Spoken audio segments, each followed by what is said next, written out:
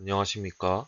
코로나19 감염 요인 분석 및 예측 모델 구축이라는 주제로 발표를 하게 된 인하공업전문대학 컴퓨터정보공학과 박정원입니다.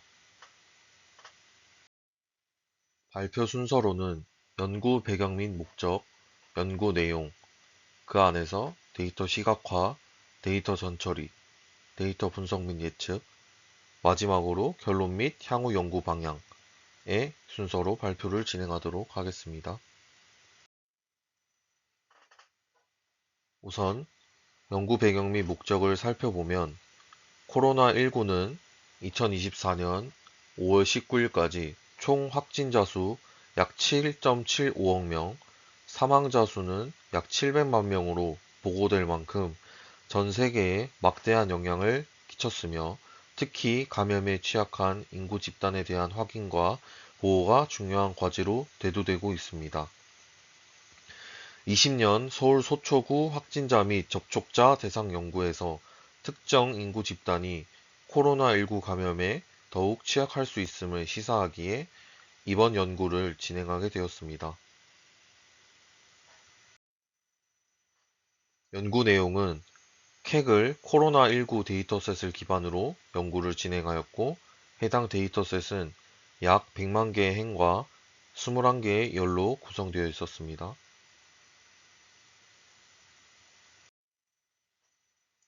우선 데이터 시각화를 먼저 진행하였는데, 데이터 시각화를 먼저 진행한 이유는 데이터셋의 내용이 워낙 방대하기 때문에 한눈에 데이터셋의 내용을 확인하고 이해하기 위하여 우선 진행하였습니다.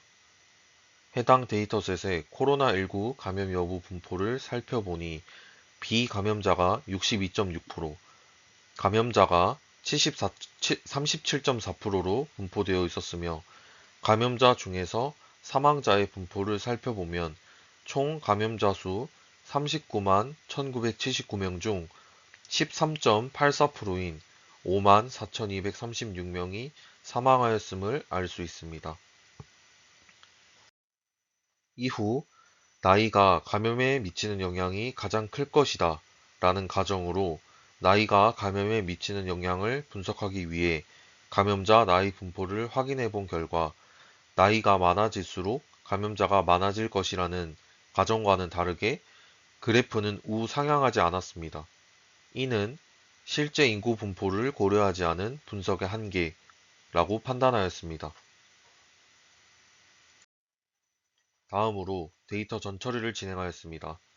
우선 결집값 처리 및 변환을 진행하였는데 데이터셋의 특성상 yes or no로 구분하는 케이스가 많았습니다. 이 중에서 97, 99 등의 알 수 없는 숫자들로 입력되어 있는 데이터들이 일부 존재하였습니다. 그렇기에 이를 결집값으로 처리하고 각 열의 중앙값으로 대체하였습니다. 다음으로 감염 여부를 설정하고 클래스 분포를 확인, 불필요한 열을 제거하고 데이터 인코딩을 진행하였습니다. 스탠다드 스케일러를 사용하여 독립 변수를 표준화 처리하였습니다. 여기서 표준화란 평균을 0, 표준 편차를 1로 조정하는 데이터 변환 기법으로 데이터를 표준화하여 중앙값이 0, 분포가 1의 표준 편차를 갖도록 만드는 것을 말합니다.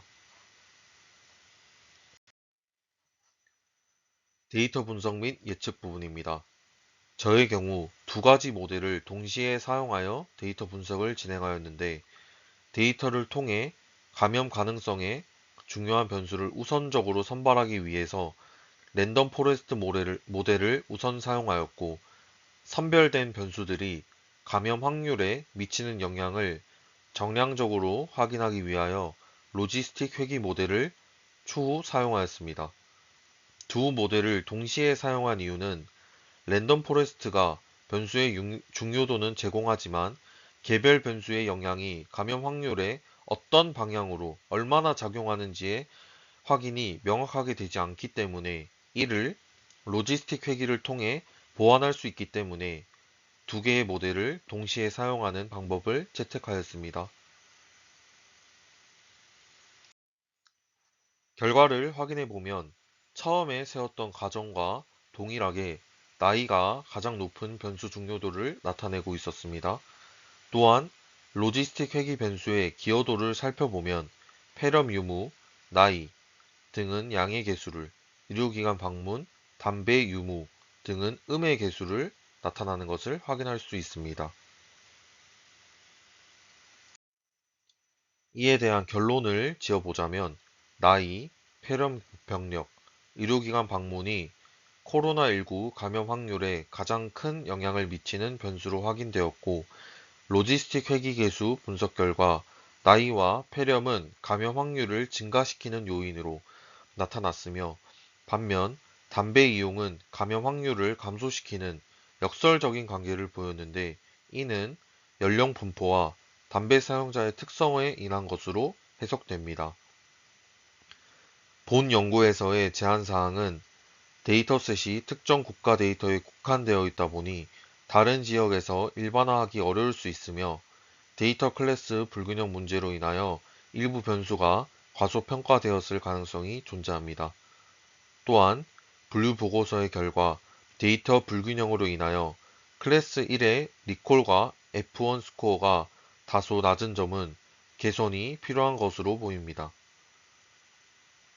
향후 연구 방향은 데이터 불균형 문제 해결 및 특정 국가 데이터에 국한되지 않는 더 많은 데이터셋을 확보해야 할 것이며, 감염이 취약한 인구 집단에 대한 확인과 보호를 위한 과정에 의미 있는 단서가 될 추가 연구의 필요성이 존재합니다. 또한 담배 이용이 감염 확률을 감소시키는 역설적 관계에 대한 추가 연구를 통해 정확한 이유와 결과를 도출하여 의문점을 해소할 필요성이 있습니다. 이상으로 발표 마치겠습니다. 감사합니다.